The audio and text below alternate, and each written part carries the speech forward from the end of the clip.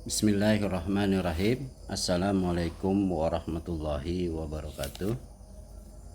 Di kesempatan yang dirahmati Allah ini, kita akan coba bahas tentang pembagian golongan umat manusia. Menurut Allah dalam Al-Quran surat Al-Baqarah ayat 2 sampai ayat 20, Al-Quran membagi kelompok umat manusia itu ke dalam 3 golongan.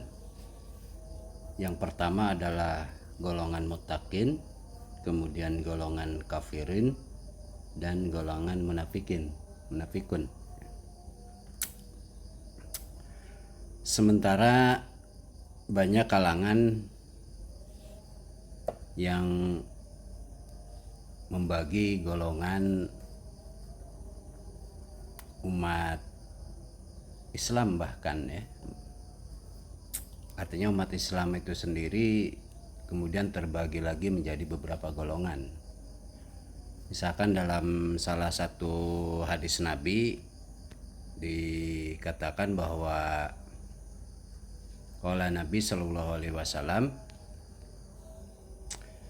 ketahuilah sungguh umat sebelum kalian dari kalangan ahlul kitab telah terpecah belah menjadi 72 golongan, dan umatku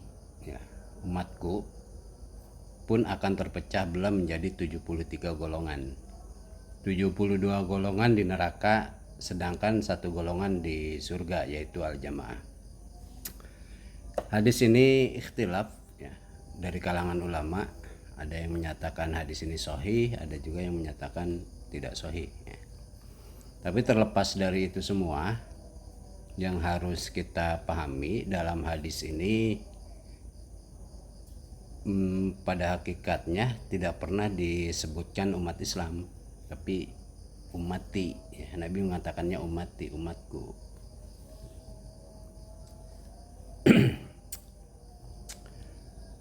Yang harus dipahami, yang dimaksud ummati oleh Nabi Muhammad SAW itu adalah umat dakwah. Jadi bukan umat Islam, umat dakwah. Nah, kalau kita mereview ke bagaimana umat Nabi Musa ya, atau umat Nabi Musa itu Yahudi ya. Kaum Yahudi itu terbagi ke dalam 71 golongan ya. 70 golongan. 71 atau ya 71 golongan. Dan yang benar itu adalah 1. Kemudian umat Nabi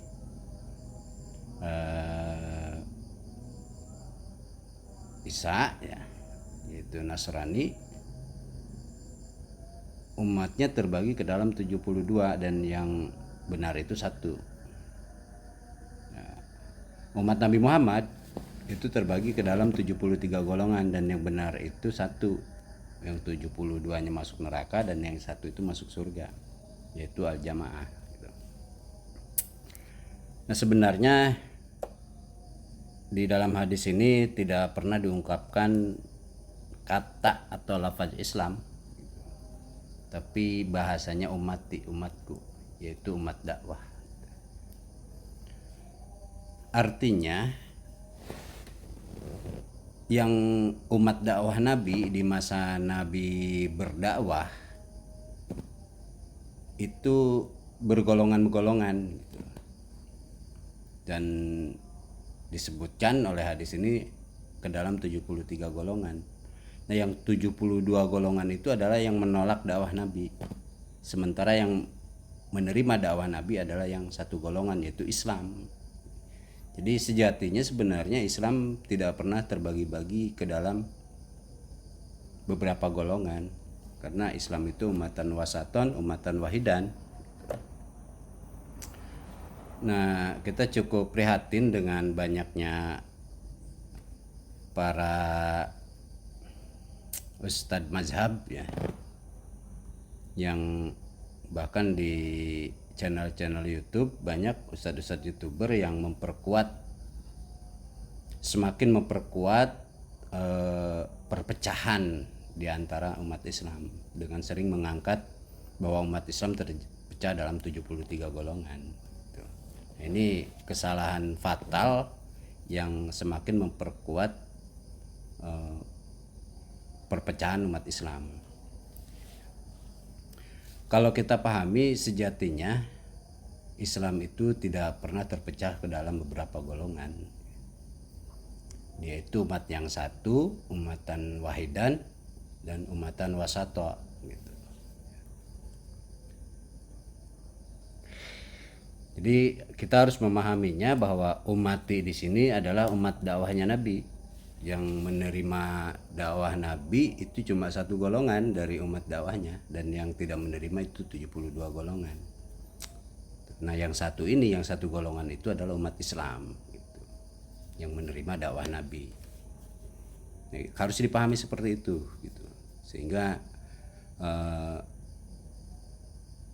perpecahan di tubuh umat Islam ini bisa diminimalisir dengan mengangkat mindset seperti itu.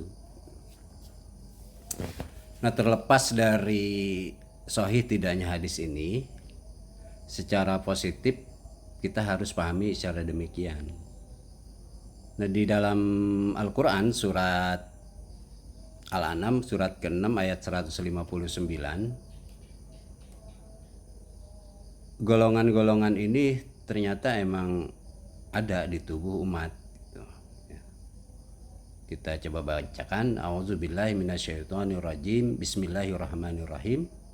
Innalladzina farraqu dinahum wa kanu syia'an lasta minhum fi syai'in innama amruhum ilallahi summa yunabbi'uhum bima kanu yaf'alun. Innalladzina farraqu dinahum, sesungguhnya mereka yang farraqu, memecah belah, dinahum ya, din mereka gitu kan. Wa kanu syi'an lasta minhum fi syai'in, sedikit pun itu bukanlah sesuatu yang menjadi lasta gitu. Jadi yang bukan menjadi tanggung jawabmu wahai Muhammad. Innama amruhum ilallah, sesungguhnya persoalan perpecahan mereka itu adalah urusan Allah. Summa yunabbi'uhum bima kanu yaf'alun. Kemudian mereka akan dia Allah maksudnya akan memberitahukan kepada mereka apa yang telah mereka perbuat gitu, yang mereka lakukan. Dalam terjemahan Depag, sesungguhnya orang-orang yang memecah belah agamanya dan mereka menjadi terpecah dalam golongan-golongan, sedikit pun bukan tanggung jawabmu Muhammad atas mereka. Sesungguhnya urusan mereka itu terserah kepada Allah. Kemudian dia akan memberitahukan kepada mereka apa yang telah mereka perbuat. Nah, ini ayat ini memperkuat bahwa emang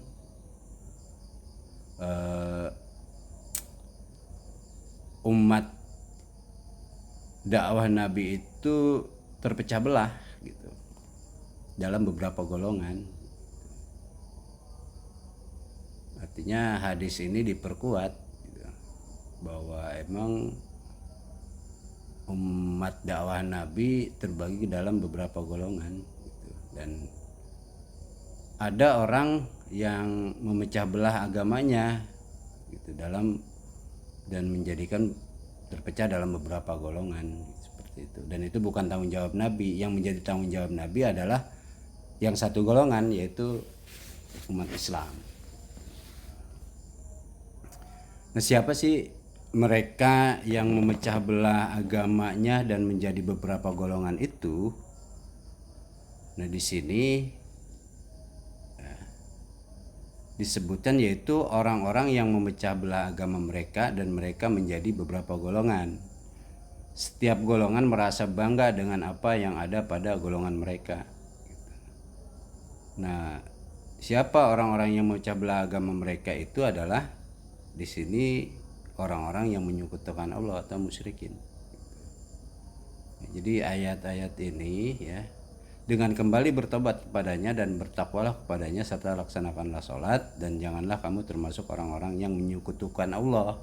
Siapa orang-orang yang menyekutukan Allah? Orang-orang yang menyekutukan Allah yaitu orang-orang yang memecah belah agama mereka dan mereka menjadi beberapa golongan. Setiap golongan merasa bangga dengan apa yang ada pada golongan mereka. Ini ya, jadi siapapun mau hari ini ya, ketika memperkuat sisi perpecahan di tubuh umat yang menjadikan beberapa golongan, menurut ayat ini adalah mereka termasuk kepada orang-orang yang menyekutukan Allah. Siapapun dia, mau gelarnya ustadz, kiai ya, atau buya atau apalah namanya gitu ya, atau mursid segala macam, menurut ayat ini ya demikian. Jadi kita harus membangun sebuah mindset ya, bagaimana mengembalikan ajaran-ajaran ini, agama ini kepada sumber aslinya, yaitu Al-Quran.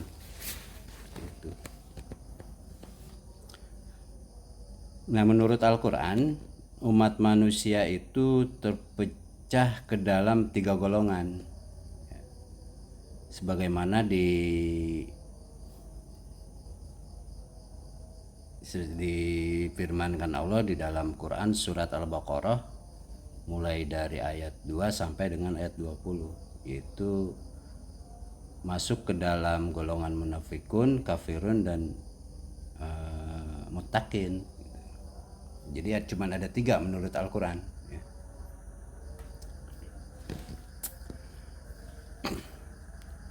Itu kita akan coba bahas di kesempatan yang dirahmati oleh Allah itu, siapa sih yang dimaksud dengan muttaqin itu. Artinya siapa yang dimaksud dengan para penjaga atau para pelindung ya, atau para pemelihara ini ya.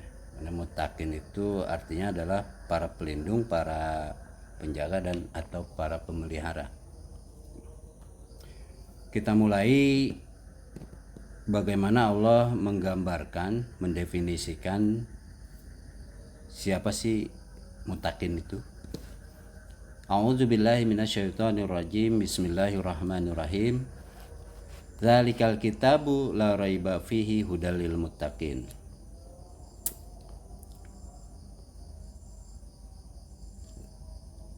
Alladzina yu'minuna bil ghaibi wa yuqimuna sholata wa mimma razaqnahum yunfikun.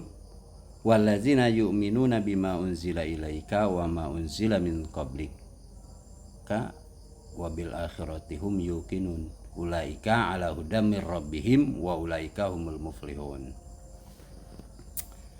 Kita coba pahami ayat ini terlebih dahulu, mufradatnya satu persatu. Dzalikal kitabu la raiba fihi hudal lil muttaqin. Dzalika itu akar katanya adalah zalala yuzallilu zillatun, artinya menaklukkan atau menguasai. Atau ketika jadi zulaka artinya adalah kalimatun asluha al-ism zulun, zalala zala, wa tahliluha zala dan ka ya, ada tambahan zala plus ka gitu. Jadi zalaka gitu. Kemudian menjadi zalika. Nah, ini maknanya adalah menaklukkan atau menguasai gitu. Jadi ketika eh, zalaka itu apa, zulaka itu kemudian artinya adalah dikuasai olehmu, sehingga ketika itu dikuasai olehmu menjadi kepunyaanmu. Jadi apa yang kita miliki pasti itu kita kuasai gitu. Maka zalika itu kemudian bermakna kepunyaanku, apa, kepunyaanmu. Atau juga kita bisa pahami secara bahasa, zalika itu artinya adalah hadzalaka, di mana za itu merupakan singkatan dari haza, sementara lam di sini adalah merupakan lam ta'lil bermakna untuk ya, sementara ka adalah kepunyaan kamu gitu. Jadi zalika kemudian bermakna hadzalaka gitu. Za inilah, lika untuk kamu. Nah, lebih singkat dimaknai sebagai zaka ya, kepunyaanmu. Ini bisa diperiksa ya di kamus bahasa Arab ya, terutama kamus huruf. Nah, itu mana zalika, inilah kepunyaanmu. Alkitabu, Alkitab ini, Alkitab inilah kepunyaanmu yang Allah berikan kepadamu gitu maksudnya, sehingga jadi kepunyaanmu. Maka Alkitab ini adalah kepunyaanmu, artinya seperti itu. Nah, apa itu Alkitab? Kita pahami dulu secara bahasa mufradatnya. Alkitab itu terbentuk dari kata kerja kataba yaktubu katban wa kitaban ya. Kalau diperiksa di kamus, kataba itu artinya adalah mencatat, menyusun, membuat konsep, menetapkan, mentakdirkan, mewajibkan atau menghukumi, dan menyurati. Sehingga ketika kata kerja ini berubah jadi kata benda ya, atau menjadi kitabun, artinya kemudian jadi catatan, susunan konsep ya, ketetapan, takdir, kewajiban, hukum, surat atau pesan. Nah, itulah kitabun. Nah, ketika dimasukkan alif lam dari nakirah ke ma'rifah menjadi Alkitab, kemudian bermakna Al-Quran. Nah, orang Arab sudah mafhum ketika membaca kitabun dengan memasukkan alif lam menjadi Alkitab. Bagi orang Arab sudah mafhum bahwa itu adalah Al-Quran. Seperti itu. Nah, Al-Quran itu sendiri artinya juga kita pahami bermakna mengumpulkan yang berserakan gitu. Yang berserakan, ayat-ayat yang berserakan itu di tulisan-tulisan yang berserakan, yang ada di pelapah korma, ada di tulang, atau ada di hati-hati para penghafal Al-Quran ketika itu dikumpulkan gitu. Maka jadilah Al-Quran. Nah, Al-Quran itu adalah kumpulan dari ayat-ayat yang tadinya berserakan, yang ada di mana-mana dikumpulkan, disebutlah kemudian Al-Quran gitu. Jadi kumpulan dapat kita pahami Alkitab yang bermakna Al-Quran itu adalah kumpulan surat atau ayat atau tanda-tanda kekuasaan, konsep, keterangan, kewajiban atau hukum, ketetapan-ketetapan hukum, kebijakan-kebijakan hukum. Jadi inilah kepunyaanmu yang aku berikan ya, kata Allah, kepada manusia, sebuah ketetapan, sebuah takdir, sebuah kewajiban atau hukum. sebuah konsep atau ketetapan-ketetapan. Jadi zalikal kitab maknanya adalah inilah ketetapan-ketetapan yang kemudian menjadi dapat kamu kuasai. Ketika zalikal kitabu ini bermakna bahwa Alkitab atau Al-Quran ya, sebagai sebuah ketetapan-ketetapan Allah ya, konsep tatanan kehidupan itu dikuasai gitu sehingga menjadi kepunyaanmu gitu. Jadi kita akan memiliki Al-Quran, memiliki Alkitab itu ketika kita menguasainya, memahaminya, maksud dari kalam Allah di dalam Al-Quran, maksud dari tulisan atau ketetapan-ketetapan itu dipahami. Maka zalikal kitabu artinya inilah kitab, ketetapan-ketetapan yang kamu harus kuasai gitu, harus pahami maksudnya gitu. Maksudnya dari isi kitab ini harus kamu pahami, maka inilah kemudian menjadi zalikal kitabu. Jadi zalikal kitabu itu adalah kitab atau Al-Quran yang kamu kuasai, yang kamu pahami maksud dari isi di dalam kitab atau Al-Quran itu. La raiba ya, la di sini ya mufradat ketiganya la, lam ya, di sini la itu adalah lamun nafyi yang artinya adalah meniadakan, menghilangkan atau menghancurkan. Apa yang dihilangkan, dihancurkan atau ditiadakan yaitu raibun, keraguan. La raiba bermakna tidak ada keraguan. Nah, apa raibun? Raibun itu akar katanya ya, itu adalah robaba yang artinya meragukan, robaba. Robaba akar katanya, JPL madinya berubah itu ya jadi roaba ya ribu, bermudaranya roaba ya ribu. Raibun itu masdar dari kata kerja roaba ya ribu yang artinya kata kerjanya itu meragukan, sementara kata bendanya atau masdarnya adalah keraguan. Nah, berbeda keraguan dari kata roibun dengan kata syakun atau waswasun gitu. Itu berbeda ya. Kalau syaka ya, la syaka tidak ada, artinya juga tidak ada keraguan, cuman tidak ada keraguan di sini maksudnya adalah tidak ada keraguan untuk memilih satu di antara dua, bukan seperti itu ya. Raiba tidak seperti itu dan juga bukan pula waswas gitu.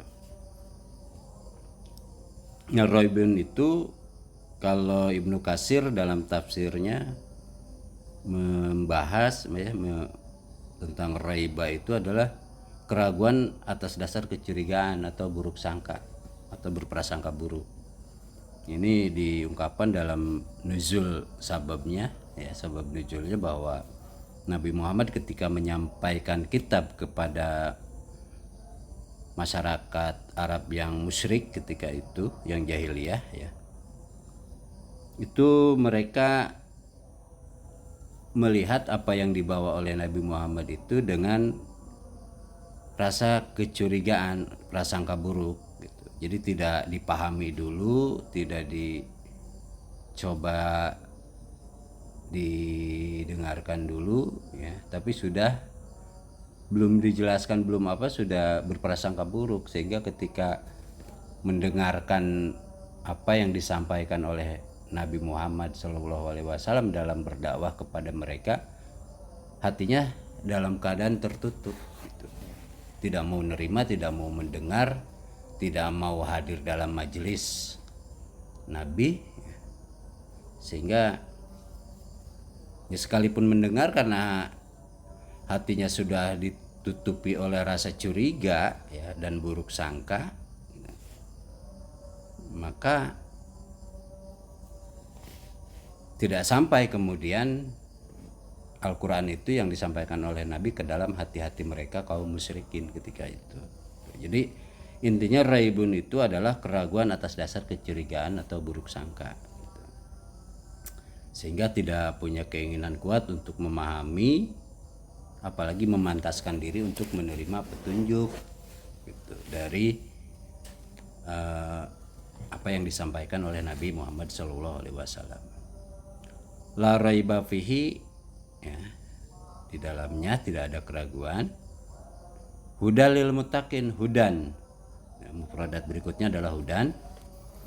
Hudan itu kata kerja yang dimasdarkan ya dari kata kerja hada yahdi hudan wahadyun ya, artinya kata kerjanya itu memandu. Hudan itu hada yahdi itu artinya memandu, membimbing, menuntun, menunjuki ya, atau menunjukkan jalan.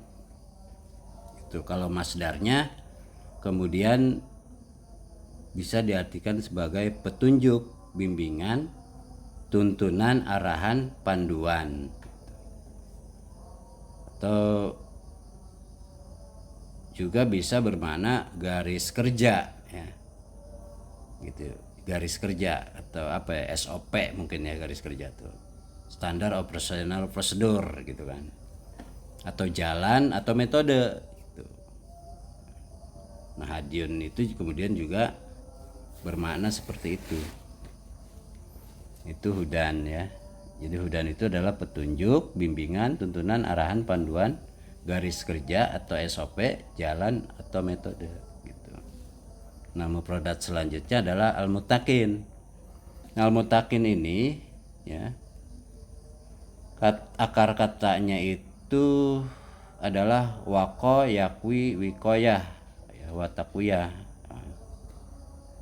Ini banyak berubah pola ya, jadi tako, yatki, ittaqo, yataki, waqo, yakwi wikoyah ya tadi, yang artinya adalah melindungi ya. Jadi takwa itu sebenarnya artinya adalah melindungi atau menjaga atau memelihara.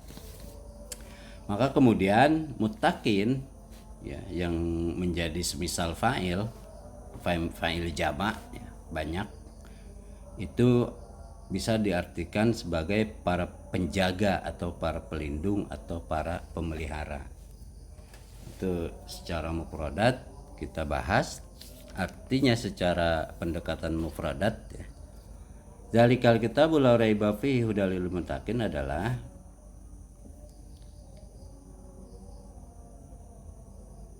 inilah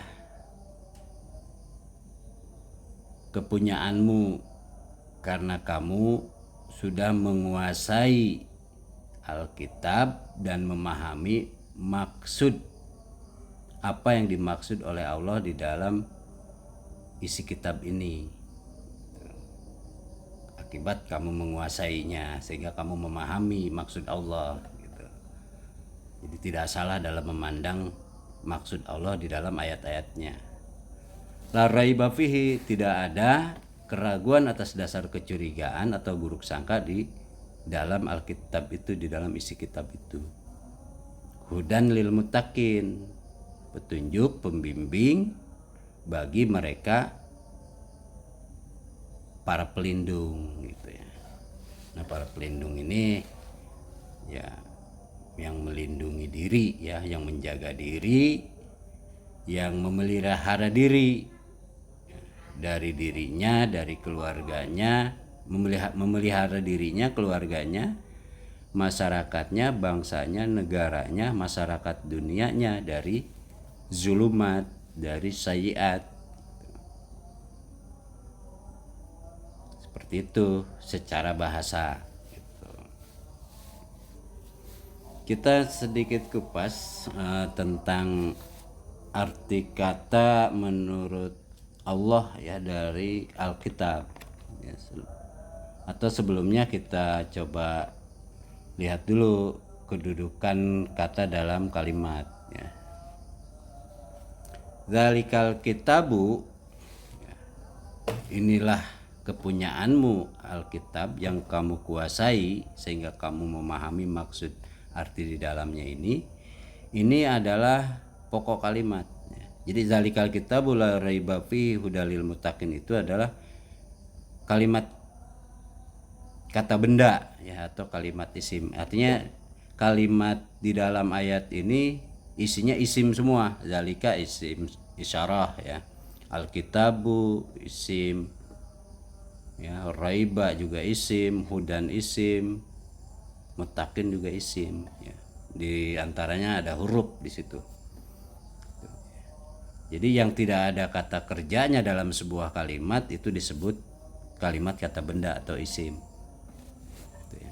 Nah, di dalam zalikal kitabul la raiba fihi hudalil muttaqin ini kita harus bisa mendudukkan setiap kata dalam kalimat gitu. Pasti ada sesuatu yang ingin dijelaskan dan ada penjelasannya. Nah, sesuatu yang ingin dijelaskan ini adalah pokok kalimat. Nah, pokok kalimat ini di dalam ayat ini adalah zalikal kitab, itulah pokok kalimatnya. Artinya mubtada'nya gitu ya, mubtada'nya. Sementara keterangan kalimatnya adalah atau khabarnya adalah la raiba fihi dan hudan lil muttaqin gitu. Nah, la raiba fihi ini kalimat keterangan satu, dan hudan lil muttaqin ini keterangan kalimat dua ya, atau keterangan dua gitu. Nah, lil muttaqinnya atau hudan lil muttaqin ini juga bisa bermakna keterangan tujuan gitu. Nah, maka pokok kalimatnya adalah zalikal kitabu, keterangan kalimatnya adalah la raiba fihi hudan lil muttaqin. Kitab ini yang kamu kuasai kemudian menjadi milikmu, itu apa? Dijelaskan, diterangkan.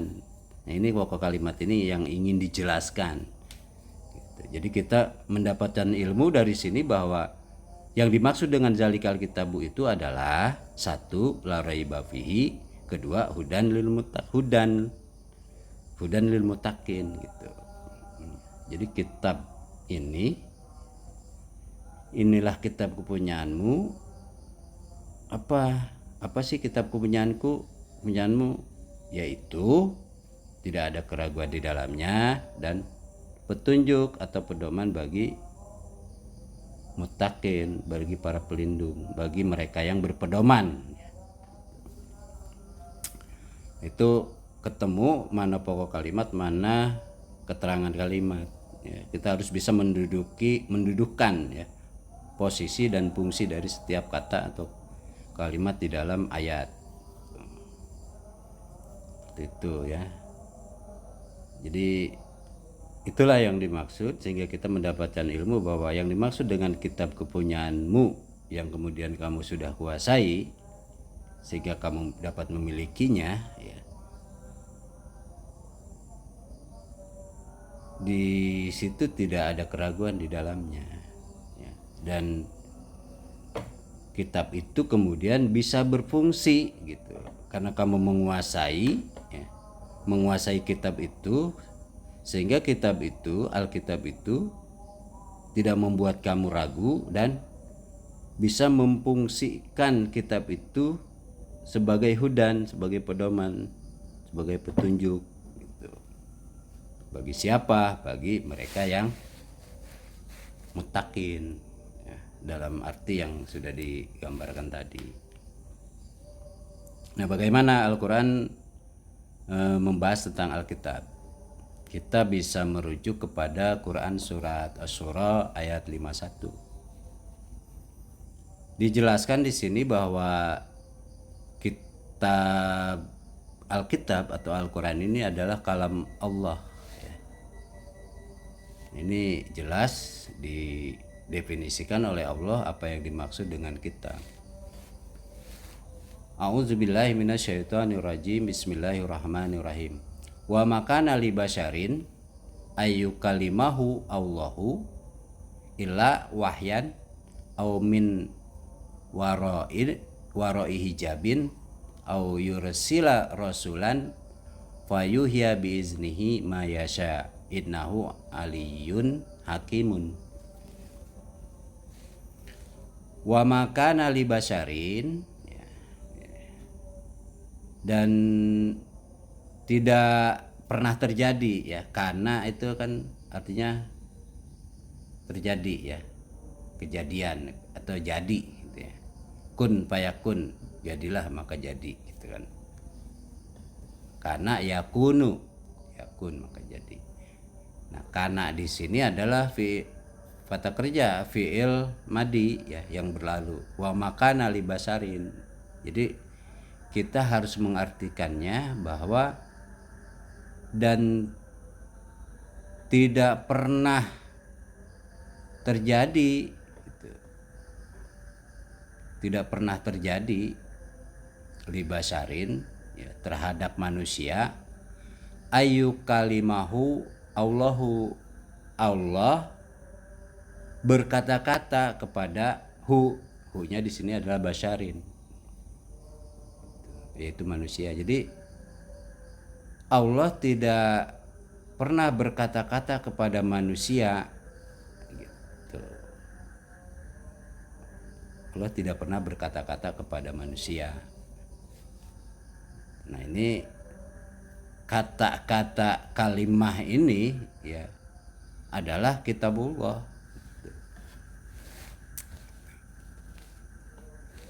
Kitab ya, Alkitab. Karena Alkitab itu di dalamnya adalah kata-kata Allah, kalamullah.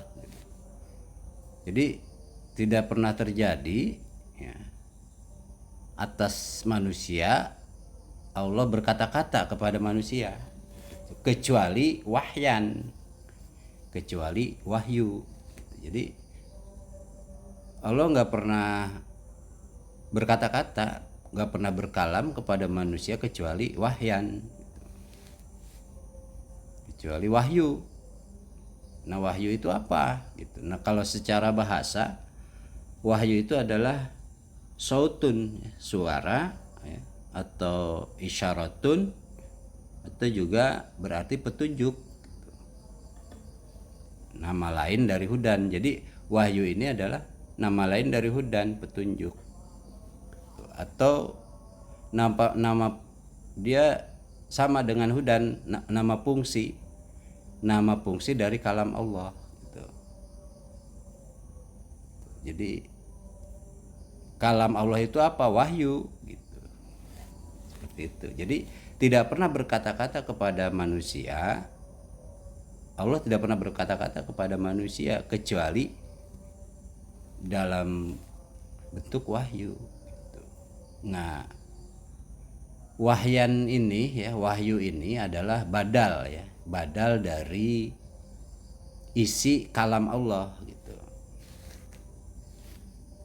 Nah, apa isi kalam Allah? Kenapa dikatakan badal dari isi kalam Allah? Nah, karena di dalam kata-kata itu ada isi kata. Nah, isi kata itu berfungsi sebagai wahyan, sebagai wahyu, sebagai petunjuk ya, sebagai isyarat. Nah, ini dapat dipahami misalkan ketika kita merujuk kepada Quran surat Ar-Rahman ya. Ar-Rahman, Allamal Quran gitu. Allah yang berfungsi sebagai Ar-Rahman ya. Allamal Quran, yang mengajarkan Al-Quran gitu. Allama di kata mengajarkan ini ada isinya. Apa isinya? Isinya adalah pelajaran gitu. Kalau mengajarkan pasti ada isi pelajarannya gitu. Tapi tidak disebutkan isi pelajarannya gitu. Jadi cukup dengan bahasa mengajarkan gitu. Jadi ketika alamal Quran di situ, alamal ilma. Nah, alamal ilma gitu di situ. Jadi mengajarkan ilmu. Apa itu? Yaitu Al-Qur'an, yang berfungsi sebagai Al-Qur'an. Nah, itu dipahaminya ya, harus seperti itu. Nah, di sini juga ayu kalimuhullahu illa wahyan gitu. Jadi wahyan itu adalah fungsi dari isi kalam gitu. Allah berkata-kata pasti ada perkataan-perkataannya. Nah,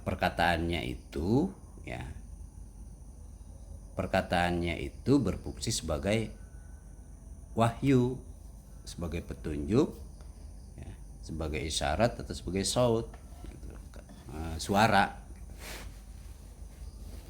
Au min waroi hijabin, atau di balik tirai, di balik hijab. Au yursila rasulan, atau diutusnya utusan. Fayuhiya biiznihi mayasya, maka diwahyukanlah atas izin Allah apa yang dikehendakinya. Innahu aliyun hakim, sesungguhnya dia Allah maha tinggi lagi maha pembuat kebijakan, maha pembuat hukum ya. Hakimun itu dari kata hakama yahkumu. Jadi yang maha tinggi, maha luhur ya. Dan maha pembuat kebijakan, maha pembuat jalan ya, maha pembuat petunjuk, maha pembuat hukum, maha pembuat tatanan, maha pembuat SOP, maha pembuat sirat ya, tatanan itu. Nah, jadi di sini kita harus, kenapa di sini yursila ya, tidak yursilu gitu. Di kalimat atau kata au yursila ya, kenapa tidak yursilu? Nah, ini dikembalikan kepada an gitu, karena ada huruf an sehingga menjadi ayursila. Nah, maksudnya di sini Allah mengajak pembaca Al-Qur'an ini gitu ya. Di dalam ayat ini mengajak pembaca kembali ke an gitu. Jadi jangan kemudian mengartikan Allah tidak berkata-kata kepada manusia kecuali wahyu, atau kecuali jadi Allah tidak berkata-kata kecuali satu wahyu, terus kedua miwara'in ijabin, kedua yursula rasulan, bukan begitu ya, karena di sini menggunakan fathah yursilanya. Maka kenapa menggunakan fathah? Karena agar si pembaca mengembalikan ke an gitu. Seperti itu. Sama di kalimat miwaroi hijabin juga demikian, karena ada huruf min sehingga fathahnya tidak terlihat. Jadi majrur dia ya. Itu harusnya kalau nggak ada min dia fathah gitu. Ini juga dikembalikan ke an. Maka dapat diartikan wa makana li basarin, tidak pernah terjadi kepada manusia. Satu, itu Allah berkata-kata dengan wahyu, itu kan. Dua, dengan warai hijabin, dan dengan mengutus rasul gitu. Nah, harus dimaknainya seperti itu. Wa makana li basarin ayu kalimullah illa wahyan au min warai hijabin wa yursila rasulan gitu. Jadi harus dimaknai beginilah Allah berkata-kata gitu, dengan manusia. Jadi dengan berkata-kata ya, dengan miwarai hijabin, dan dengan mengutus rasul gitu. Jadi mengutus rasul itu bukan bagian dari kata-kata seperti itu. tapi dia sejajar dengan kata-kata. Wa makana libasarin, dan tidak pernah terjadi bagi manusia, satu, Allah berkata-kata kepadanya dengan wahyu, ya, kecuali dengan wahyu. Satu, Allah miwaroi hijabin, gitu.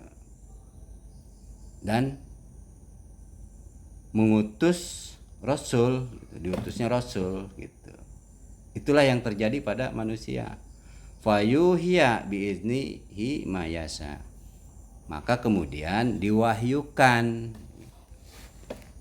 Maka kemudian akibat kejadian-kejadian itu, maka kemudian diwahyukanlah atas izin Allah apa yang Allah kehendaki. Innahu aliyun hakimun. Jadi ada 3 kategori ya yang terjadi pada diri manusia, ya, antara Allah dengan manusia itu, yaitu Allah berkata-kata dengan wahyu, ya, kepada manusia, Allah miwaroi hijabin kepada manusia, dan Allah mengutus Rasul kepada manusia. Itu mananya wahyuhiya, gitu. Kemudian Allah mewahyukan, kemudian diwahyukannya, ya, biizni mayasa. Bagaimana Allah mewahyukan itu? Tuh. Ini di ayat berikutnya, wa kadzalika awhayna, gitu. Demikianlah, ya. Demikianlah, wa kadzalika itu kembali ke sini, gitu. Yang terjadi antara Allah dengan manusia, Allah berkalam dengan wahyu, Allah miwarai wa hijabin, dan Allah mengutus Rasul kepada manusia. Itulah yang terjadi. Wa kadzalika auhayna, demikian begitulah kami Allah mewahyukan kepadamu, gitu, ilaika. Apa yang diwahyukan kepadamu? Gitu. Ruhan, gitu. Ruh. Nah, ruh itu apa? Gitu. Nah, dalam Al-Quran ruh itu ada terbagi ke dalam 2 bagian, ya. Ada ruh biologis, ada ruh budaya atau ruh ilmu, ya. Atau kalau kita mau artikan lebih lanjut, ruh itu sejenis energi yang menggerakkan budaya, gitu. Dan ruh yang bisa menggerakkan budaya itu adalah ilmu. Yang bisa menggerakkan peradaban itu adalah ilmu. Itu kembali tadi, Ar-Rahman alamal Quran, gitu. Alamal ilma Al-Quran, gitu. Jadi ruhan itu ya Al-Quran artinya. Nah, ini yang dimaksud dengan ruh budaya, gitu. Nah, beda ketika yang sifatnya ruh biologis, seperti dalam ayat lain Al-Quran disebutkan wa nafakhtu fihi min ruhi. Nah, itu ruh di sini mananya adalah ruh biologis. Nah, kalau di ayat ini konteksnya ruh itu adalah ruh budaya, gitu, yang menggerakkan budaya, gitu. Apa? Ilmu. Ya, ilmu yang berfungsi sebagai Al-Quran, yang dikuasai maksudnya, ilmunya di dalam Al-Quran itu, sehingga menjadi sebuah energi atau ruh untuk menggerakkan sebuah budaya, gitu, menggerakkan sebuah peradaban,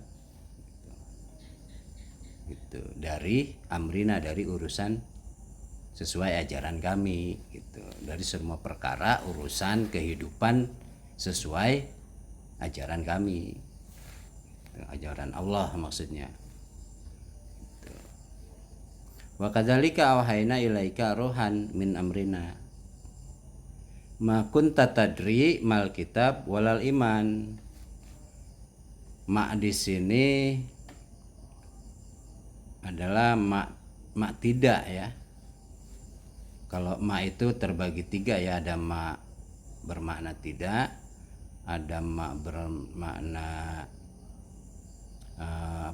mausul ya, artinya apa yang gitu kan, yang berarti mausul itu apa yang.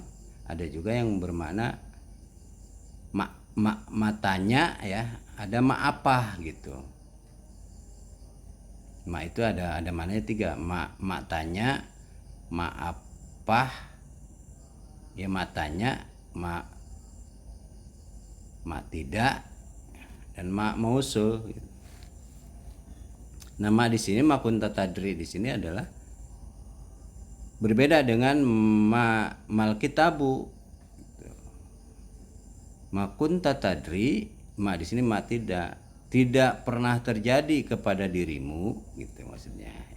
Ma kunta tidak pernah terjadi pada dirimu, tadri mal kitab, kamu mengetahui apa itu Alkitab. Ya, Alkitab di sini ini menjelaskan isi dari yukalimahu. Makun tadi kamu tidak pernah terjadi pada dirimu, kamu mengetahui apa itu kitab, dan tidak pula iman. Gitu. Ya, matanya itu biasanya ketemunya kata yang bentuk harokatnya itu domah ya, salah satu cirinya ya. Mal kitabu walal imanu gitu. Nah, jadi maksudnya seperti ini, tidak pernah terjadi dulu kamu tuh mengetahui apa itu kitab, apa itu Al-Quran gitu.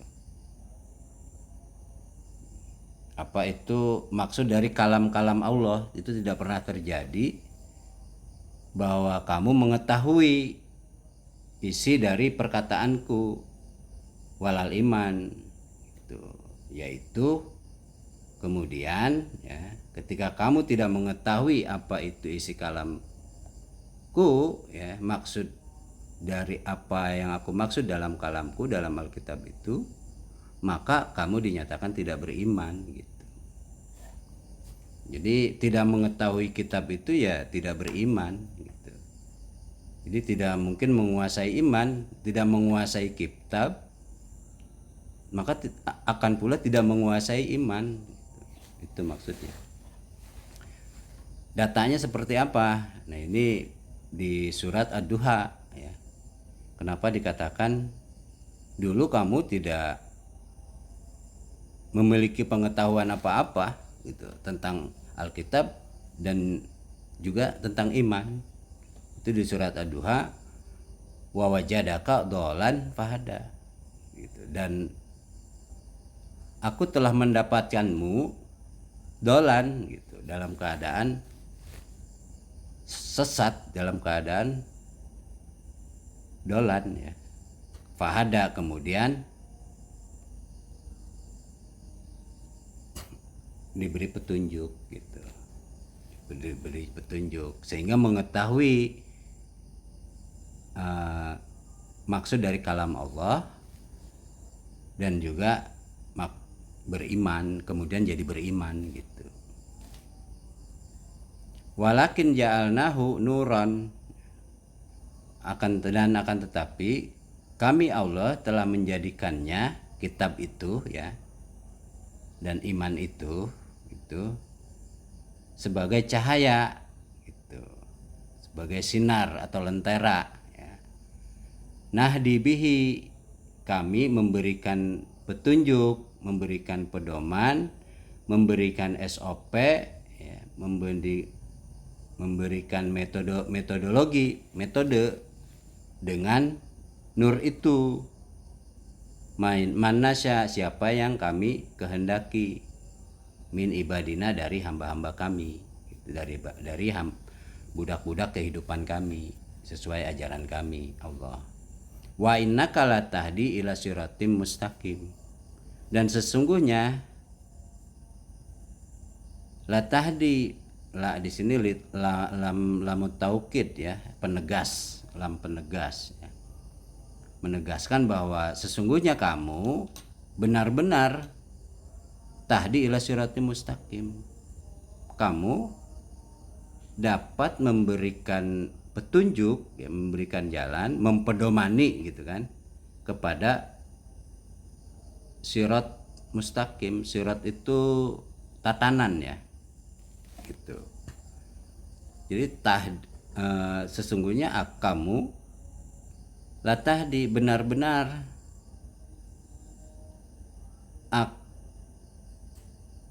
akan memberikan petunjuk, akan memberikan pedoman gitu, akan memberikan SOP ila siratil mustaqim, ya, kepada tatanan gitu. Di dalam tatanan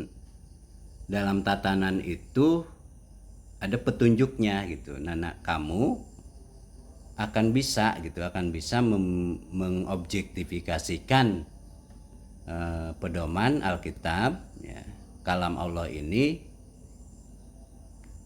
pada tatanan yang seperti apa, yang mustaqim. Mustaqim itu tempat yang teguh ya, istaqomah yastaqimu, ya, istiqomah gitu kan. Istiqomah itu teguh ya, teguh, kuat, utuh, tatanan yang utuh, yang kuat gitu loh, tatanan kehidupan yang utuh, yang kuat gitu, istiqomah gitu kan, teguh, kukuh, kuat gitu, mustaqim tuh. Jadi seperti itu tuh ya. Kadzalika wahayna ilaika ruhan min amrina, dan demikianlah itu yaitu dimaksud ayat 51. Demikian Allah berkata-kata kepada manusia, Allah miwarai hijabin, Allah mengirim rasul ya, mengutus utusannya. Demikianlah gitu kok apa yang terjadi antara aku dengan manusia gitu, kata Allah gitu. Demikianlah ya, demikianlah auhayna gitu. Jadi kami telah mewahyukan ilaika itu ya seperti itu, seperti di ayat 51, mewahyukan ruh ya, dari urusan-urusan perkara-perkara kehidupan menurut ajaran Allah, itu ajaran kami gitu. Ya, makutna tadrimal kitab walal iman walakin ja'alnahu nuran nahdi bihi man nasya min ibadina wa innaka la tahdi ila siratil mustaqim. Nah, dijelaskan siratul mustaqim itu apa? Yaitu sirotilah ya, yaitu tatanan kehidupan ya, yang di dalamnya, di dalam tatanan kehidupan itu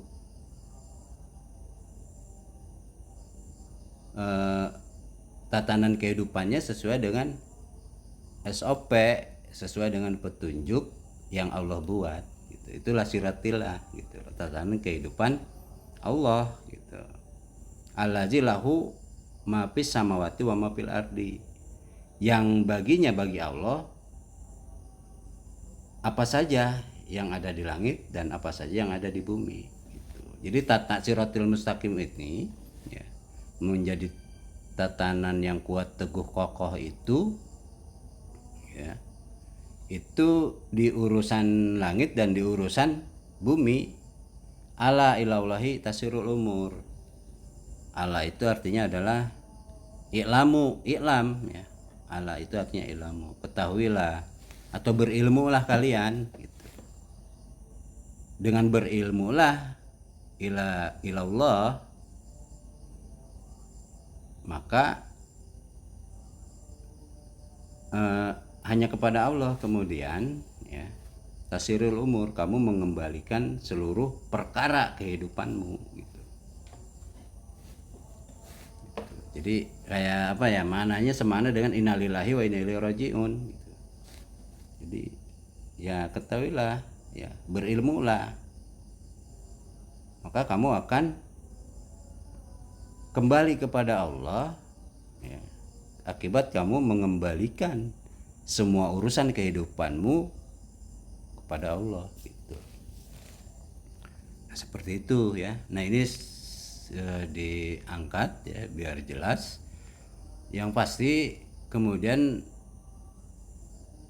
dalam hal ini kita mengupas makna kitabun, Alkitab ya. Jadi Alkitab itu adalah kalam Allah, di mana Allah sebagai mutakalim. Al-Quran ya, fungsi dari ilmu itu adalah kalam Allah, isi perkataannya. Nah mukhatabnya siapa? Basyarin gitu. Jadi ayat-ayat Allah ini, Al-Quran ini mukhatabnya adalah manusia. Tanpa terkecuali ayat-ayat Allah ini ya diperuntukkan untuk manusia. Artinya Allah ini berkalam dengan manusia gitu loh. Manusialah mukhatab dari ayat-ayat Allah ini gitu. Itu karena Alkitab itu artinya menurut Allah ya, di Quran Asy-Syura ayat 51 ini adalah kalamullah gitu. Itulah ayat-ayat Allah. Di mana Allah sebagai mutakalim, Al-Quran fungsi dari ilmu Allah itu adalah kalamullah, dan manusia basyarin ini adalah mukhatabnya yang diajak bicara oleh Allah. Jadi Allah mengajak bicara dengan manusia gitu kan, dengan wahyu, dengan kalam-kalamnya, terus juga berinteraksi dengan manusia itu dengan cara waroi hijabin ya, berkalam kepada manusia itu dengan waroi hijabin, dan berkalam dengan manusia ini dengan mengutus rasul gitu. Bukan berkalam berinteraksi dengan manusia itu dengan mengutus rasul gitu. Wayuhiya, kemudian diwahyukan kepada rasul itu atas izin Allah ma yasha. Innahu, sesungguhnya Allah aliyun hakimun, maha tinggi ya. Maha tinggi, maha policy maker gitu. Maha pembuat kebijakan, pembuat hukum gitu. Pembuat tatanan kehidupan seperti itu. Nah, maka ketemu makna Alkitab. Alkitab adalah kalamullah gitu. Nah, kenapa tadi dikatakan manusia itu tanpa kecuali adalah makhluk yang diajak bicara oleh Allah sehingga berfungsi sebagai mukhatab. Kita ada data yang menunjukkan di dalam Quran surat Fatir ayat 31 bahwa dalam proses berkalamnya Allah mewahyukan kepada kamu ya. Di dalam ayat 31 berbunyi kalam Allah itu wa awhayna ilaika minal kitabi wal haqqu musaddiqal lima baina yadaihi. Da ila akhirih ya. Dan kami Allah telah mewahyukan wa awhayna ilaika kepadamu minal kitab wal haqqu musaddiqal lima baina yadayhi. Nah, ini data bahwa Allah telah berkalam kepadamu ya. Namun di sini ya, ketika turunnya wahyu ya, fakta sejarah itu terjadi pada manusia sebelum kita, yaitu kepada Nabi Muhammad SAW dan para nabi dan rasul ketika itu. Nah, maka sabab nuzulnya wa awhayna ilaika itu mukhatabnya adalah Nabi Muhammad SAW. Jadi Allah telah mewahyukan kepadamu Muhammad minal kitab, yaitu Al-Quran gitu. Artinya Allah telah berkalam gitu dengan Muhammad selaku mukhatab gitu, dengan mewahyukan Alkitab. Nah, itu datanya bahwa para nabi dan rasul adalah mukhatab ya. Di samping dia juga cara Allah berinteraksi dengan manusia mengutus rasul ya. Ya, para nabi dan rasul itu juga merupakan mukhatab gitu, yang mendapatkan pesan untuk sebagai pengujar gitu. Nah, data berikutnya bahwa ternyata kalam Allah ini ya berupa Al-Qur'an, kemudian min wara'i hijabin, dan mengutus nabi gitu kan. Mukhatabnya adalah manusia, itu bisa merujuk kepada ayat berikutnya, yaitu Al-Fatir ayat 32. Summa awrasnal kitaba allazina astafaina min ibadina. Kemudian Allah telah mewariskan semua awrasnal kitab, yang mewariskan kitab. Jadi kitab yang sampai kepada Nabi Muhammad, yang diwahyukan kepada Nabi Muhammad, para nabi dan rasul sebelumnya ya, kemudian diwahyukan kepada hamba-hamba Allah yang Allah pilih. Sekalipun dari hamba Allah itu ada 3 kelompok manusia yang merespon ya, ada 3 model respon manusia hamba Allah ya, yang Allah pilih, yaitu respon pertama, mereka zolimun li nafsi, membuang, tidak menerima sama sekali kalam Allah ini untuk difungsikan sebagai hudan ya, di dalam sirat ya, di dalam tatanan gitu, nggak dipakai gitu kan. Nah, ada juga kelompok kedua, yaitu yang muktasidun gitu, yang sebagian dipakai, sebagian lainnya tidak gitu. Artinya yang nggak mengganggu kepentingan, kehendak, keinginan, nafsu. Yang nggak ngeganggu itu ya dipakai, kalau yang ngeganggu dibuang gitu, nggak usah dipakai gitu. Nah, ada yang sabikun bil khairat, yang semuanya kalam Allah ini difungsikan sebagai hudan ya, dalam menata kehidupan, keteraturan alam semesta gitu. Ya. Keteraturan alam semesta itu keteraturan kaitannya hubungan dengan Allah, kaitannya hubungan dengan sesama manusia, kaitannya dengan hubungan dengan alam, dan hubungan antara ketiganya. Nah, kalamullah itu difungsikan sebagai sebuah tatanan kehidupan yang mengatur hubungan hablum minallah, hablum minanas, hablum minal alam, dan hubungan antara ketiganya gitu. Kurang lebih seperti itu. Nah, itulah kitabullah gitu.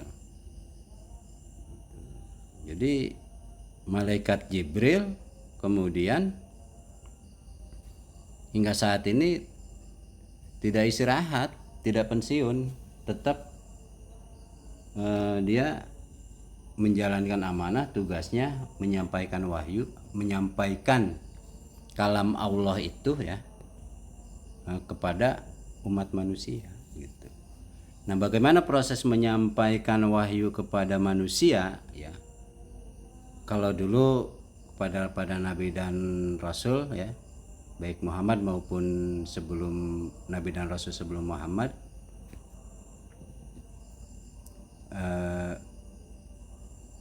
itu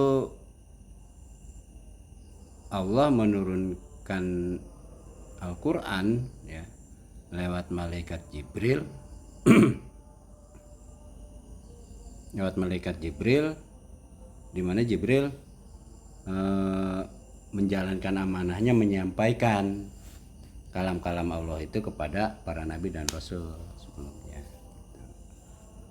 Wa auhayna ilaika minal kitab wal haqqu musaddiqan lima baina yadayhi ila akhirih.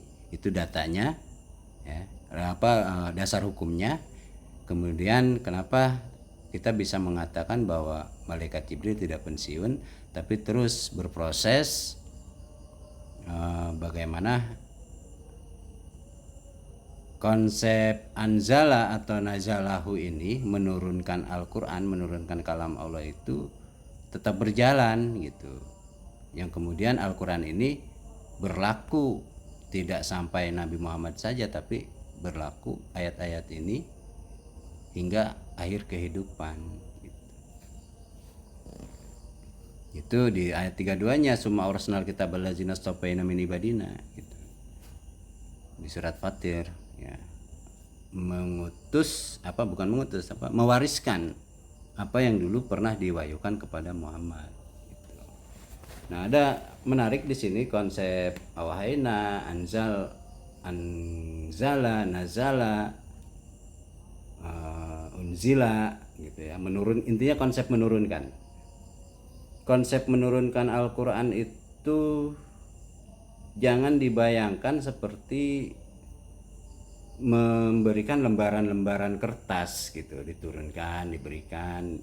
Allah menitipkan kepada malaikat, malaikat menyampaikan. Enggak seperti itu. Tapi ada proses alamal ilma gitu. Jadi konsep anzala itu atau auhaina ya, atau atlu atau apa ya, mendatangkan gitu, atau mewahyukan, menurunkan kalamullah itu ya, itu ada proses pembelajaran alamal ilma ya. Ar-Rahman alamal Quran, khalaqal insan alamahul bayan, dan seterusnya. Nah, itu konsep menurunkan ilmu. Nah, bagaimana konsep menurunkan ilmu ini? Kita bisa merujuk kepada salah satu ayat, misalkan dalam salah satu ayat, fa iza qara'nahu fattabi qur'anahu gitu. Dan apabila kami membacakan Al-Quran, maka ikutilah bacaannya gitu. Jadi kalau kita ingin memahami Al-Quran gitu, maka kita harus mengikuti gitu. Nah, kalau kita ngaji abatasa ya waktu kecil, itu guru kita tuh sedang menurunkan ilmu gitu, menurunkan ayat gitu. Nah, kita nggak bakal pernah bisa baca Al-Quran kalau kita tidak mengikuti apa yang dibacakannya gitu. Ada proses seperti itu. Nah, sekarang Al-Quran mushafnya sudah secara utuh ya, ada di hadapan kita gitu. Nah, bagaimana kalam Allah ini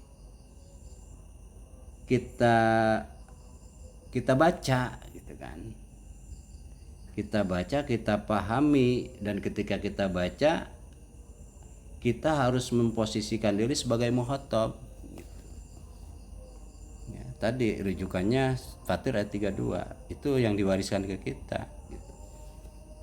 Maka ya harus kemudian kita membaca Al-Quran itu faidha qaranahu fattabi qur'anahu. Ya, dulu Nabi Muhammad, malaikat Jibril membacakan gitu, dan Nabi Muhammad mengikuti bacaannya.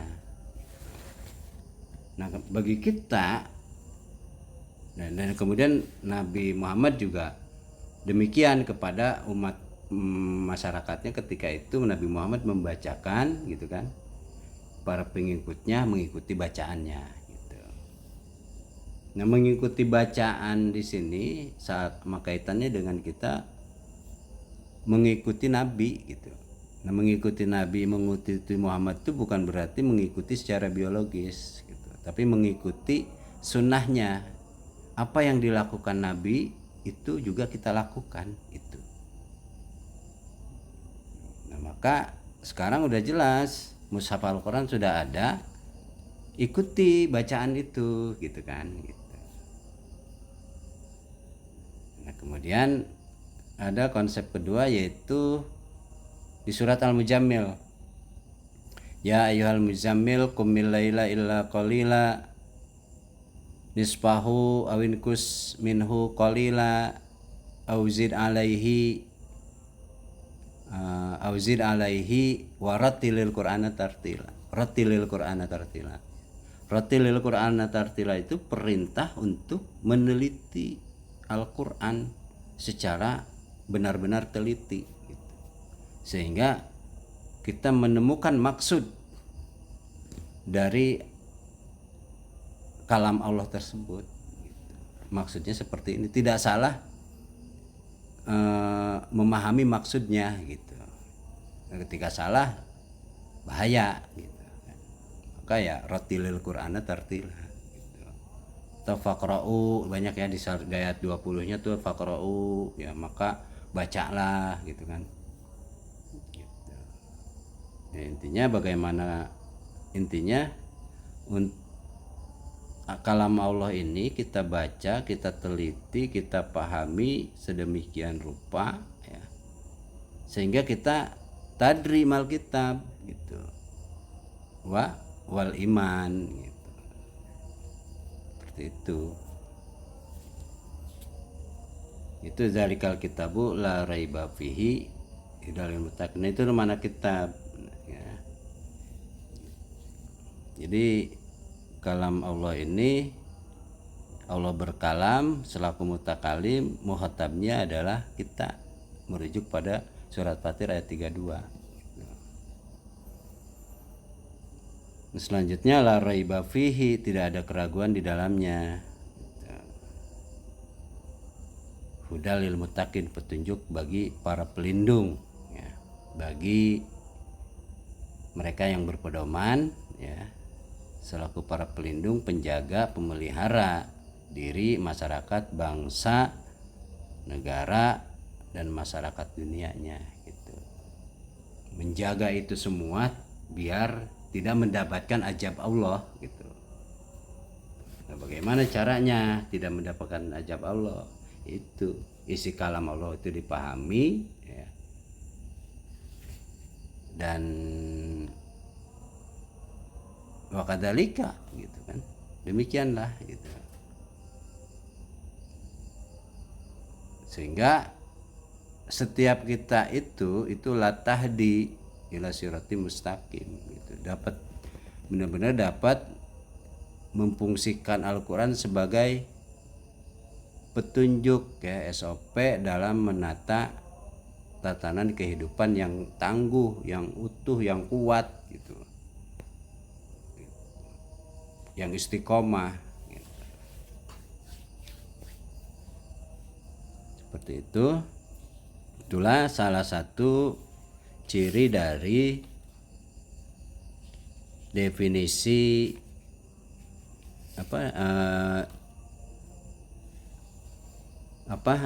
itulah yang menjadi pegangan, maksudnya yang menjadi pegangan bagi orang-orang yang muttaqin atau bagi para pelindung gitu. Zalikal kitabu la raiba fihi hudalil muttaqin. Inilah kepunyaanmu, Alkitab yang kamu kuasai. Makna maksud dari makna kalamullah itu yang tidak ada keraguan di dalamnya, yang berfungsi sebagai pedoman bagi mereka yang berpedoman ya, bagi para pelindung ya, yang mempedomani fungsi Al-Quran gitu ya, dalam kehidupan berindividu, bermasyarakat, berbangsa, bernegara, dan bermasyarakat dunia. Di ayat berikutnya dijelaskan bahwa apa sih yang dimaksud dengan muttaqin atau para pelindung, yang melindungi diri, keluarga, masyarakat, bangsa, negara, dan masyarakat dunianya dari kehancuran, dari azab yang pedih ya, yaitu adalah mereka yang allazina yu'minuna bil ghaib, yaitu mereka yang membenarkan atas dasar yang gaib. Dimananya bukan mereka yang membenarkan yang gaib gitu. Kalau membenarkan Allah, iblis pun tidak bisa menolak ya apalagi kita gitu kan. Iblis saja nggak bisa menolak bahwa Allah itu benar gitu, jadi nggak perlu dibenarkan gitu, karena Allah emang sudah benar, dan itu hukum udah ketetapan, udah takdir gitu, bahwa nggak ada makhluk Allah yang tidak bisa membenarkan Allah. Yang banyak tidak bisa membenarkan itu ya adalah membenarkan atas dasar Allah, atas dasar kalam Allah gitu kan. Allazina yu'minuna bil ghaibi, maka ini harus diartikan orang-orang mutakin itu adalah mereka yang membenarkan atas dasar yang gaib. Nah, atas dasar yang gaib itu apa? Yaitu gitu kan, allazina yu'minuna bil ghaibi, yaitu wa yuqimuna sholata wa mimma razaqnahum yunfiqun, yaitu mereka yang menegakkan sholat gitu, menegakkan hubungan gitu ya, menegakkan bangunan relasi gitu, menegakkan sebuah tatanan hubungan gitu, tatanan kehidupan yang berhubungan dengan hablum minallah, hablum minannas, hablum minal alam, dan hubungan antara ketiganya. Bagaimana itu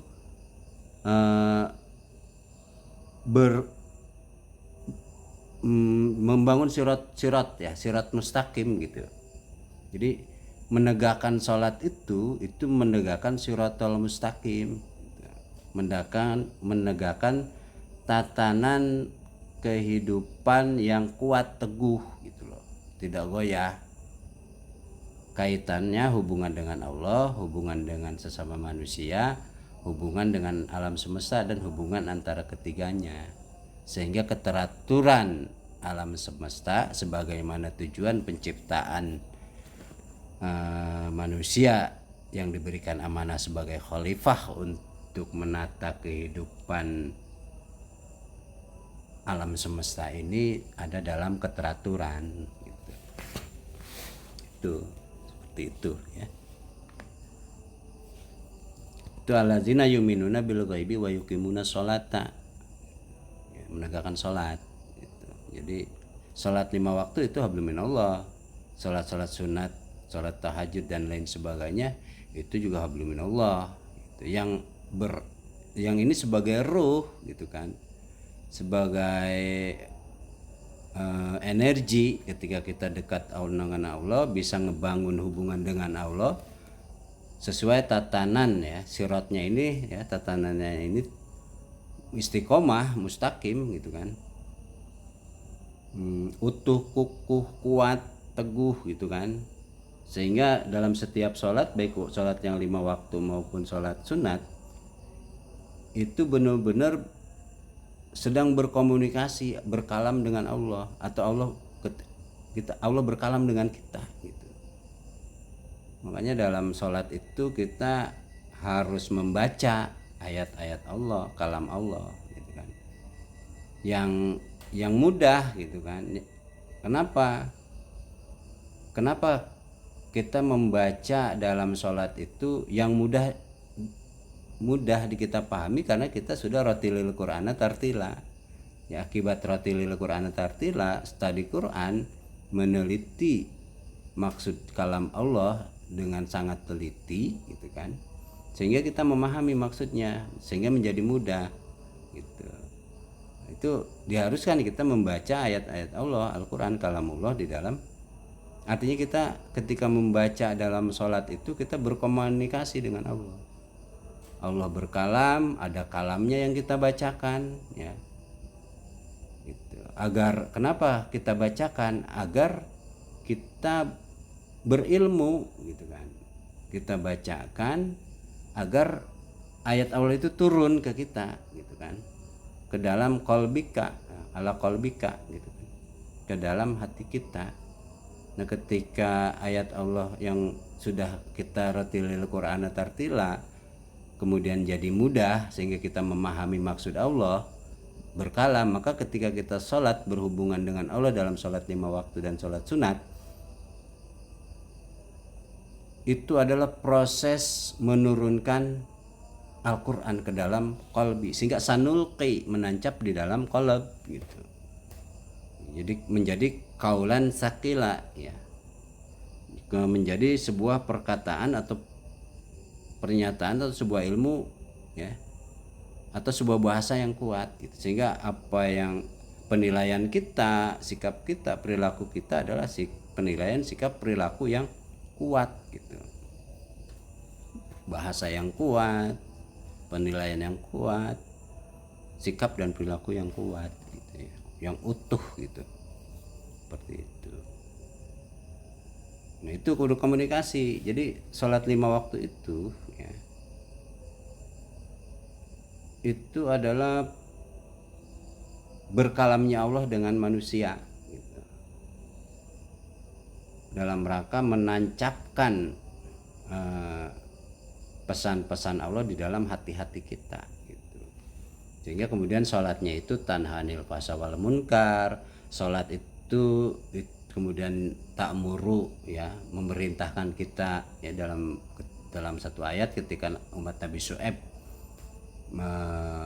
mempersoalkan sholatnya Nabi Syu'aib gitu kan, as-sholata kata muruka an-natruka mana budu abauna gitu kan, bagaimana sholat itu kemudian tanhanil fahsya wal munkar gitu kan, dapat mencegah dari kekejian dan kemungkaran secara sosial, dapat memerintahkan kita sholat itu kemudian dapat, setelah sholat itu kita mendapatkan perintah dari Allah untuk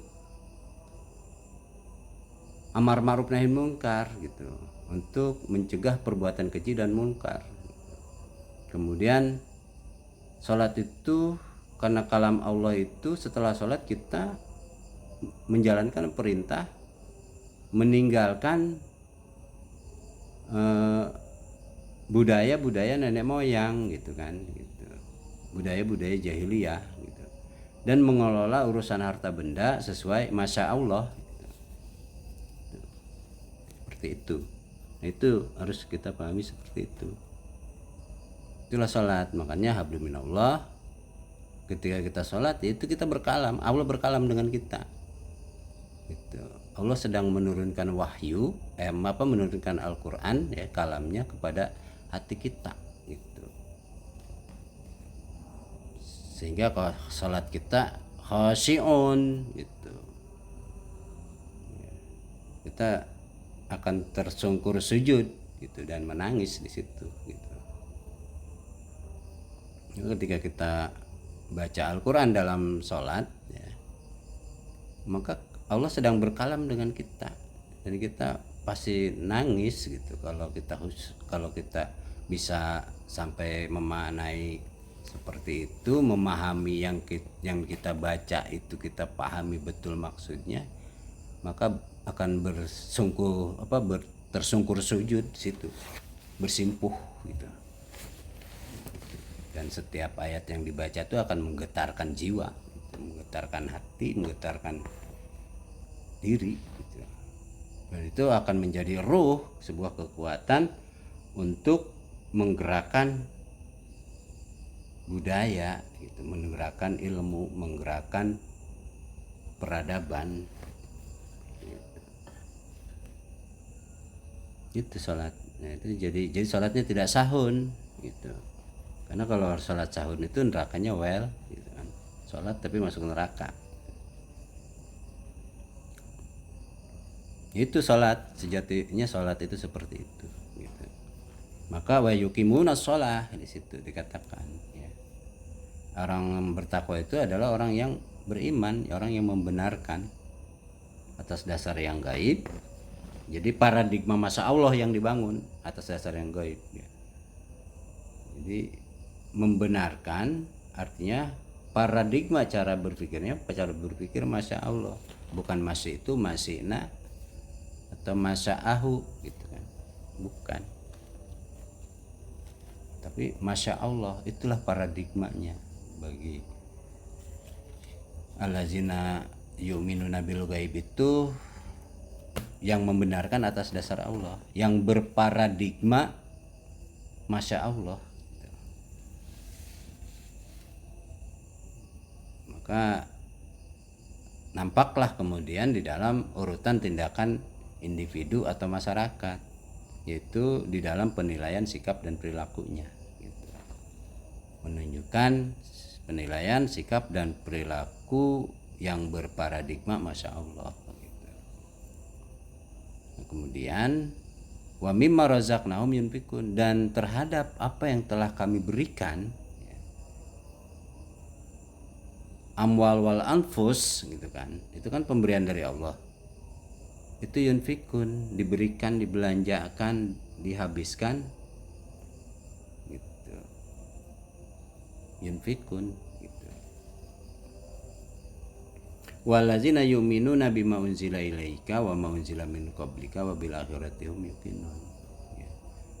Kedua, selanjutnya orang yang bertakwa itu, para pelindung itu adalah mereka yang membenarkan atas apa yang diturunkan bima unzila ilaika kepadamu gitu kan. Apa yang diturunkan kepadamu itu ilmu yang fungsinya sebagai Al-Qur'an yang menancap sanulki ya di dalam hati gitu. Sehingga penilaian sikap dan laku perbuatannya menunjukkan individu muslim gitu, individu mukmin, individu muttaqin gitu. Nah, ketika individu-individu yang memiliki kesadaran hukum itu semakin banyak bersatu, maka menjadilah sebuah kekuatan dalam menjadi sebuah giroh untuk menegakkan peradaban gitu. Peradaban masa Allah gitu kan, seperti itu.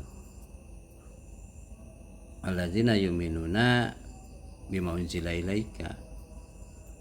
Apa bima unzila ilaika itu? Ya Al-Quran, fungsi daripada ilmu, di mana Al-Quran yang berfungsi sebagai hudan lil muttaqin ya. Syahrul Ramadan allazi unzila fil Quran hudal linnasi wa bayyinatin minal huda wal furqan, sebagai pembeda antara hak dan batil gitu. Maka akan bisa melihat mana yang hak dan mana yang batil.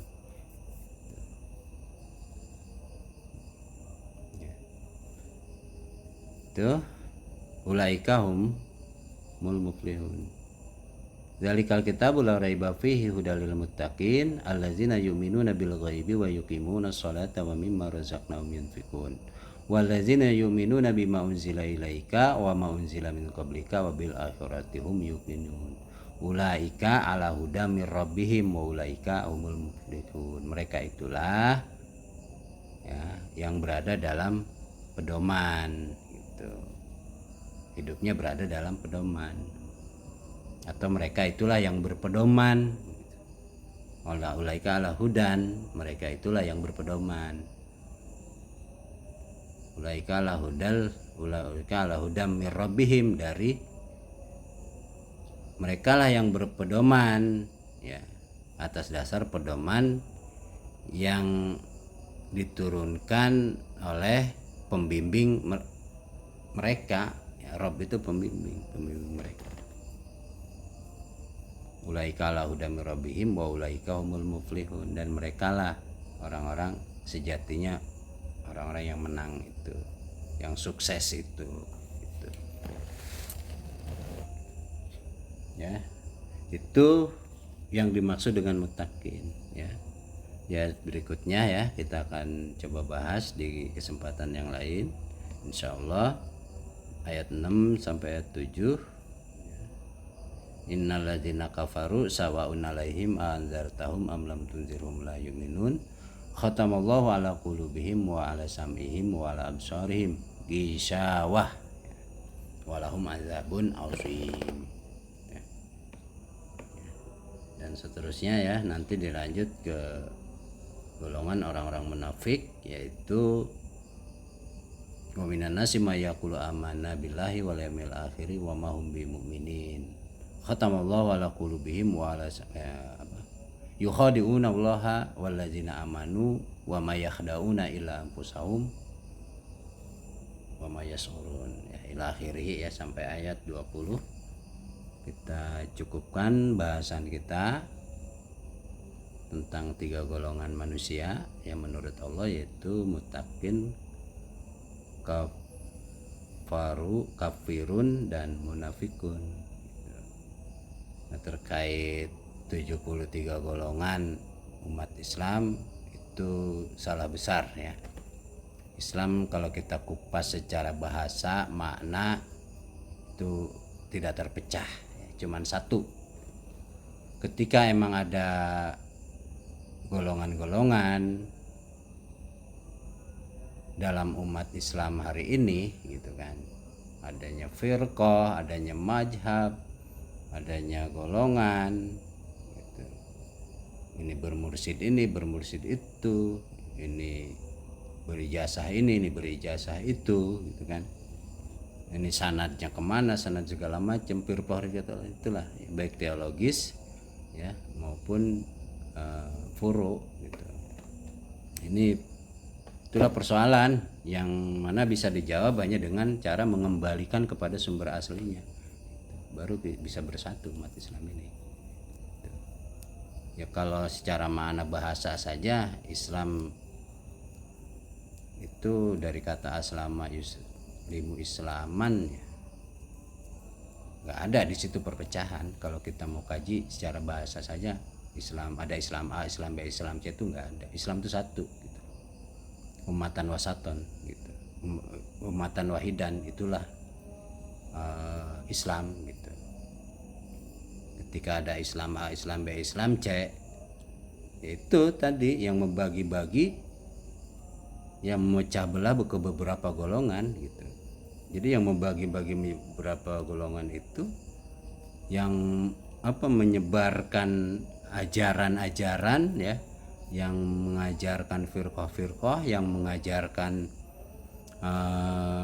mazhab-mazhab gitu kan, gitu loh. Itu seperti di dalam Al-Qur'an itu, Quran surat apa ya? Quran surat 380 ya. Itu nggak mungkin lah nabi malaikat nabi itu menyuruh kepada manusia untuk menjadikan nabi atau malaikat itu sebagai Tuhan gitu, yang dikultuskan gitu kan.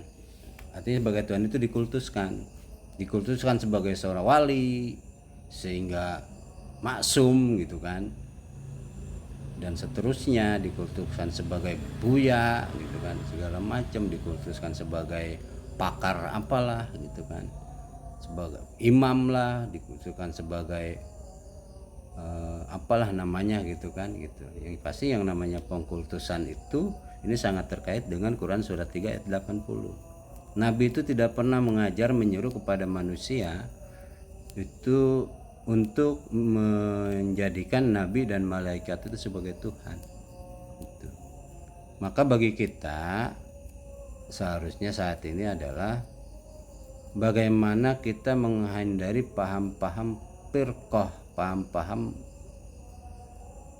mazhab ya, golongan-golongan gitu. Karena mereka yang melakukan itu menurut Al-Quran adalah mereka yang menyekutukan Allah ya. Tadi ya di Quran surat berapa ini ya, itu Quran surat Ar-Rum ayat 30, dengan kembali bertobat kepadanya dan bertakwalah kepadanya serta laksanakanlah sholat dan janganlah kamu termasuk orang-orang yang menyekutukan Allah. Siapa yang orang-orang yang menyekutukan Allah? Yaitu orang-orang yang memecah belah agama mereka dan mereka menjadi beberapa golongan gitu. Ada ini, ada itu gitu kan, aliran ini, aliran itu, ajaran ini, ajaran itu gitu. Siapa mereka? Ini orang-orang yang menyekutukan Allah gitu. Maka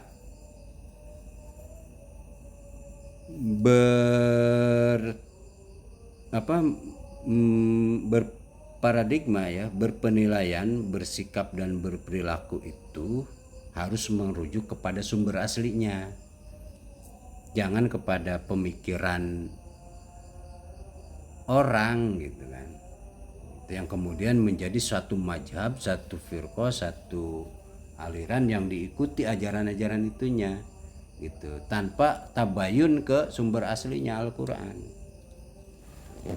Ini ketika kita tidak bisa bersikap seperti itu ya, maka perpecahan ini semakin menganga. Ya contoh kasus dalam ini mindset 73 golongan satu yang 72 sesat itu kan umat Islam katanya. Sementara yang satu itu yang benar, ya masing-masing merasa paling benar gitu kan. Merasa paling hak gitu kan. Dengan asumsi-asumsi itu kemudian menukil mengambil ayat-ayat Allah yang kemudian itulah yang menjual ayat-ayat Allah dengan harga yang murah gitu. Memperkuat alibi-alibinya, memperkuat pandangan-pandangannya gitu. Jadi paradigma masyikna ya, paradigma golongan kami gitu. Mazhab kami, firqah kami, paradigma itu yang kuat sekarang tuh. Nah, itu semakin menguatkan, mengangakkan perpecahan gitu di tubuh umat gitu. Nah, dengan cara mengembalikan kepada sumber aslinya yaitu Al-Quran, maka kita akan selamat dari perpecahan gitu. Ya. Itu saja sementara. Billahi taufiq wal hidayah. Wallahu alam bisawab. Astagfirullahalazim wa natubu ilaih. Allahumma ihdina suratal mustaqim, yaitu suratal ladzina an'amta alaihim ghairil maghdubi alaihim waladdallin. Amin. Wassalamualaikum warahmatullahi wabarakatuh.